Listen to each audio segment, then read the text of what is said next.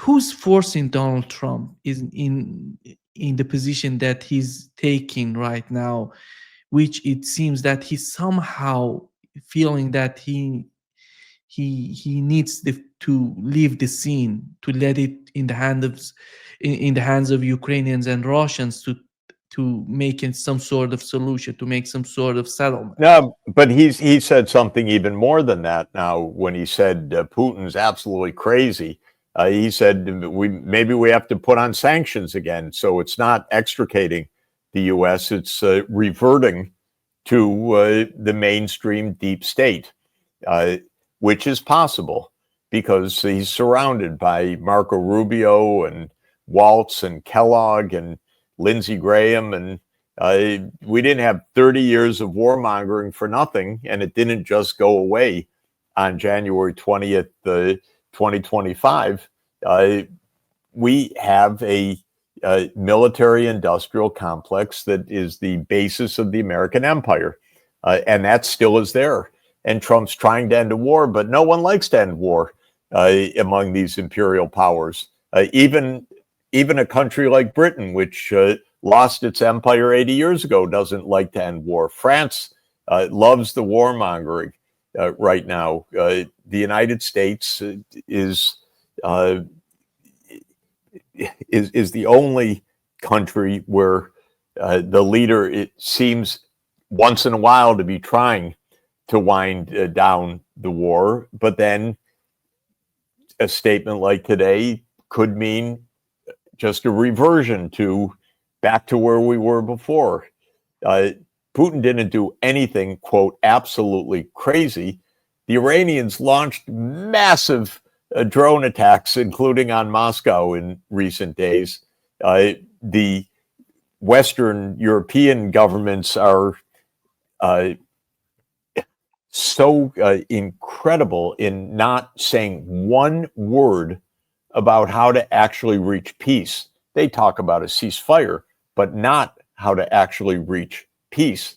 That to call Putin crazy and not call Zelensky, Starmer, Macron, Tusk, Merz as warmongering,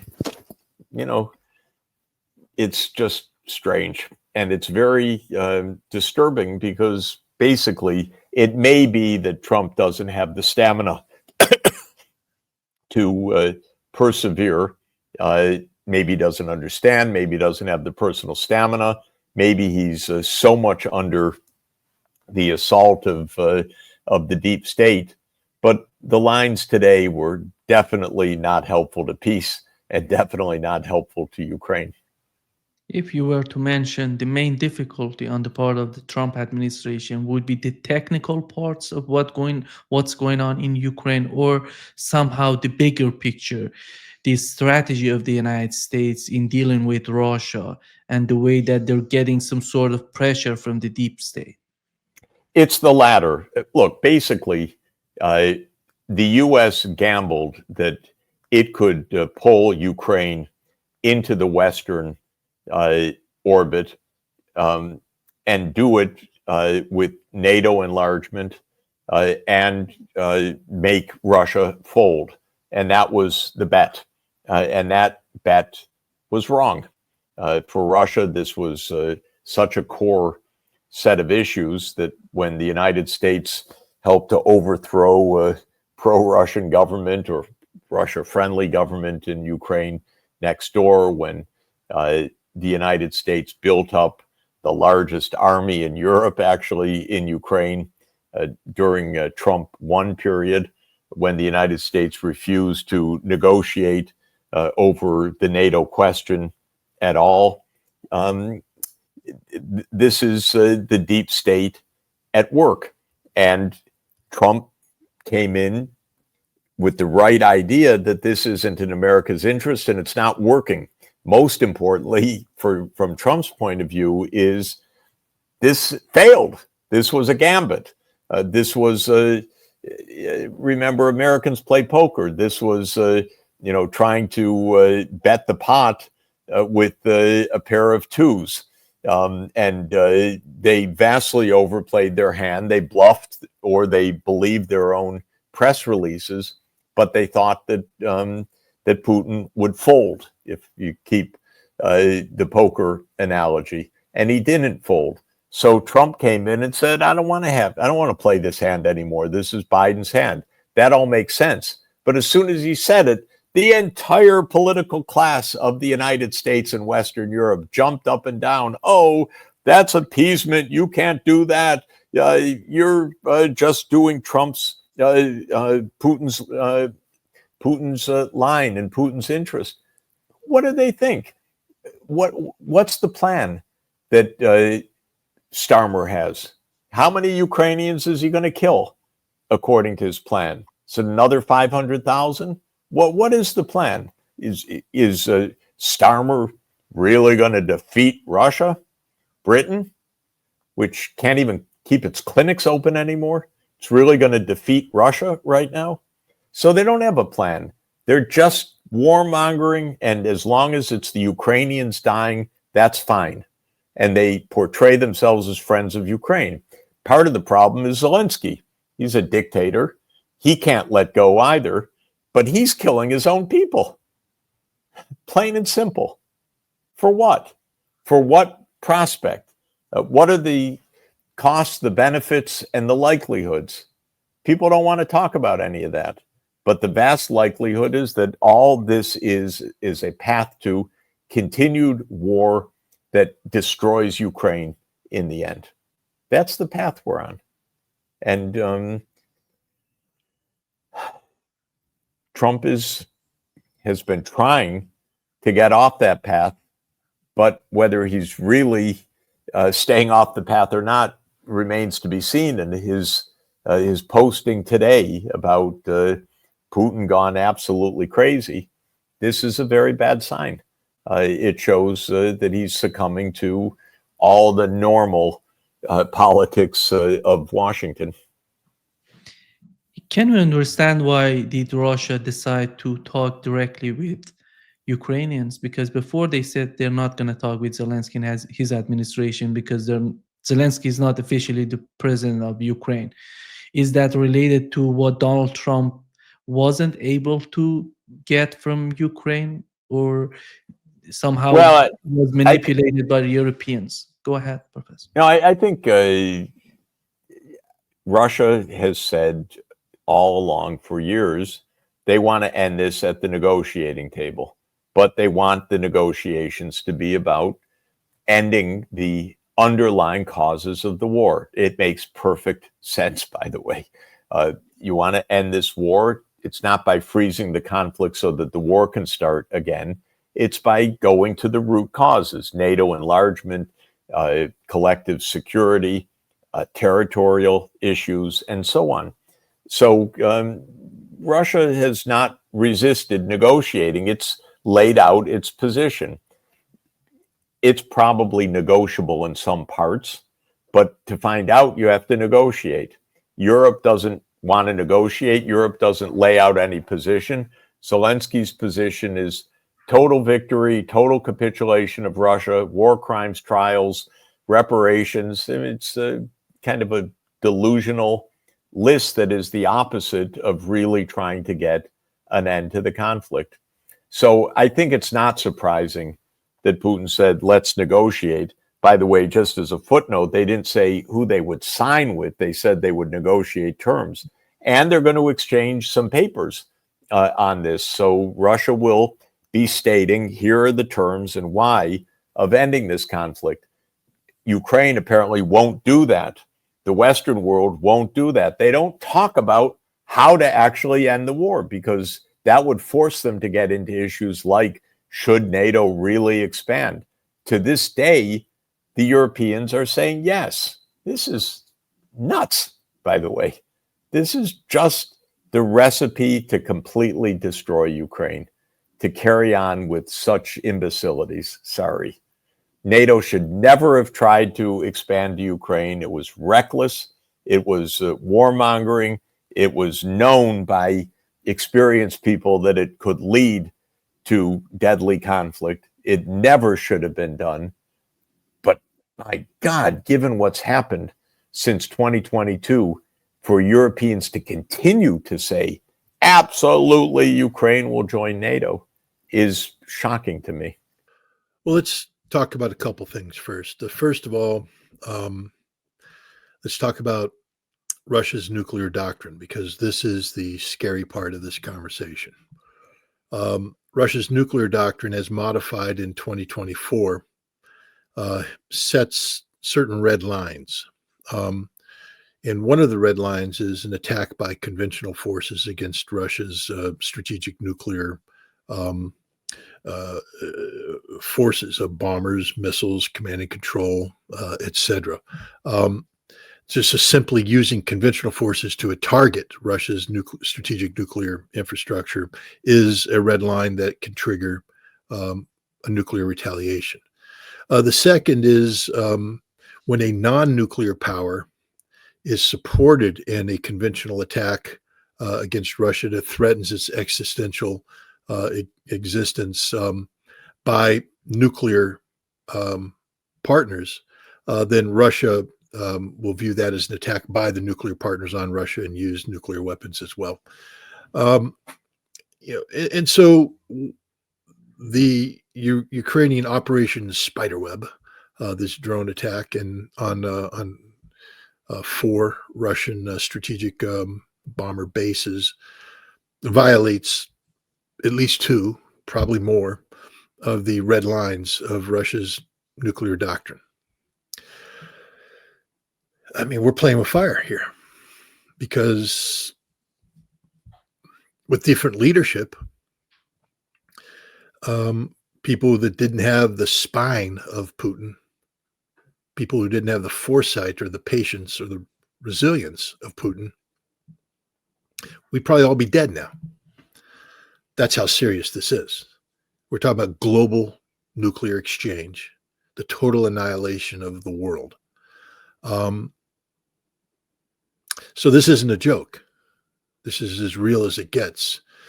And it gets even more real when you realize that Ukraine couldn't have done this without the assistance of either Great Britain, the United States, or both. The likelihood is that it is the British who took the lead on the planning and execution of this operation. This has all sorts of British fingerprints on it. But, the United States, up until Trump's recent election, the United States was heavily involved in training Ukrainian special operators and intelligence service members in guerrilla warfare, unconventional warfare, covert direct action, all the things that are happening here. And I think it's very possible that there's rogue elements within the CIA's paramilitary and international operations divisions who have maintained connectivity with their Ukrainian counterparts, either directly or indirectly using the British as a cutout, but that there's American fingerprints on this attack. Even if Donald Trump didn't order it, even if Donald Trump wasn't aware of it, the fact that Russia House in the CIA's operations directorate was involved is problematic for world peace. The British are just, I think, are emerging as some of the worst people in the world. They don't care about international peace and security. These are very petty people who, Americans need to stop viewing the British as, our fellow Democrats. The Great Britain is a terrorist nation because what Ukraine has done over the course of the past several days aren't acts of war. These are acts of terrorism. Terrorism, that's it. And I'll get to that in a second. But the British are literally putting the survival of the world at risk because of their petty differences with Vladimir Putin in Russia. And America should control this instantly, but we're not. That's a sign of American weakness there. The good news is when the Russians take a look at what's happening, they look at the big picture. The big picture is they're winning this war decisively.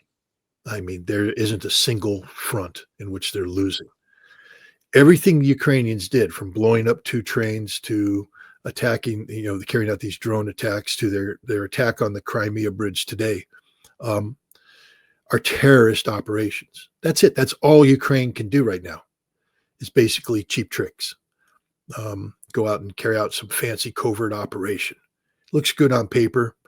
Did it impact the direction of the war? Ask the Ukrainian soldiers on the front line. And the answer is no. They're getting slaughtered. They're getting pushed back. They're losing territory. They have no reserves. They have no ammunition. They're running out of everything. Ask the Ukrainian negotiators at Istanbul, because everything the Ukrainians have been doing is designed to disrupt these negotiations. The goal and objective of Ukraine was to get Russia to pull out of the negotiations or carry out a massive retaliation on such a scope and scale that Ukraine said, we can't possibly be expected to negotiate with these animals. Look what they've done. Russia didn't do any of that. Didn't do anything. Russia sent their negotiation team. It sat down with the Ukrainians for an hour and a half. They exchanged a memorandum, agreed to return 6,000 bodies and other prisoner swaps, and put their markers on the table. And the Ukrainians now don't know what to do.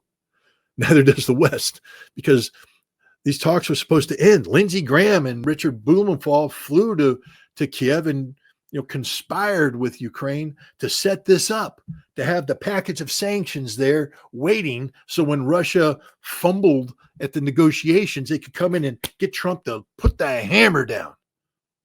But now Trump's been handed something. What does he do? He can't say the Russians aren't cooperating. He can't say the Russians aren't playing the game. So he has to continue this process, and it's impossible to continue the process with Lindsey Graham's sanctions going forward. So the Russians have played this brilliantly.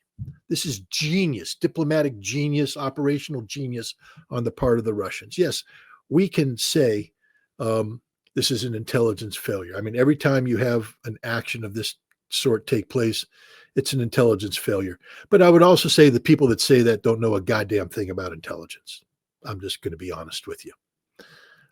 Because if you think you could have stopped this attack, I say you couldn't have.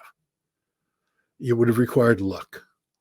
The FSB, the Russian Internal Security Forces, are arresting dozens of Ukrainian operatives every day throughout Russia.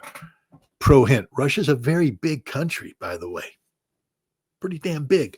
And so, the FSB is out there doing what the FSB does to round these things up, to round these people up. And they have prevented a whole bunch of attacks like this. But when you have the Ukrainians who are trained in operational art by the CIA, by MI6, who are falling in on, I believe, the operational resources of the British, you're falling on networks, support networks, the ability to move money. The British and the Americans have perfected over the years the art of moving resources inside Russia. They use a variety of cutouts, means we can move money here, there. We can get money to people. We can stash things. We can buy things in Russia, stash them, and it's all done under the radar. So, if you think, yeah, I could have stopped that, I'd say the hell you can. This is very difficult to do. Watch how quickly Russia unravels this and exposes this. They'll do it very quickly because they're very good. But to operate under the nose like this, who here could have predicted it? On whose bingo card were the Ukrainians building 4 truck-based, drone motherships? How many people saw that one coming? I mean, I spent a lot of time, running options through my mind. I didn't get that one. No one did. It's innovative. This is a sneaky British concept. And it worked. We don't know how the drones got in there. There's talk about the drones being shipped in, but you can buy drones in Russia too. There's a whole industry where people from all over Russia are buying drones, Chinese-made drones, and then sending them to the front. Driving up and giving them to the units. This is because drone warfare has developed so quickly that the Russian government was lagging behind in the provision of these small suicide drones. This whole FPV drone, first person view drone, suicide kamikaze drone, this is made at the front. This whole tactic is invented at the front by Russian soldiers, not imposed on them from above. These are Russian soldiers saying, we have to do this to survive, to live.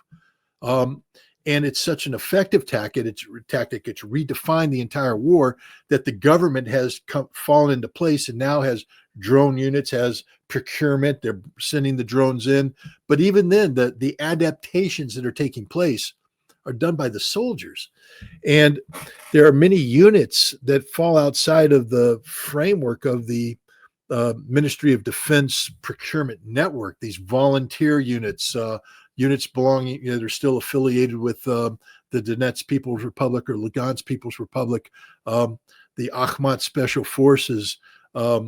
These units still require civilian pipelines to bring in these drones because you're using drones, hundreds of drones every day, hundreds of drones every single day. And so these drones have to come in, which means there's a supply line.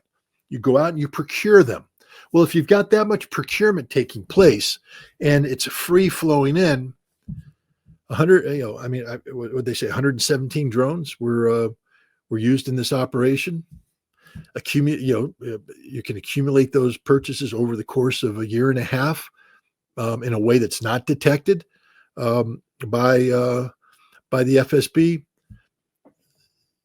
I mean, you have to give the people who planned this credit. It was innovative, and it largely successful. I mean, 50% of the attack force didn't participate. One truck apparently caught on fire, and the other truck was captured, or its contents were largely shot down. The two bases that were attacked, one I think was attacked more effectively than the other. But when you look at what they wanted to have happen right off the bat, 50% of it didn't work. And of the remaining 50% that did engage, only a small percentage of that actually made it to it. So a lot of effort to go into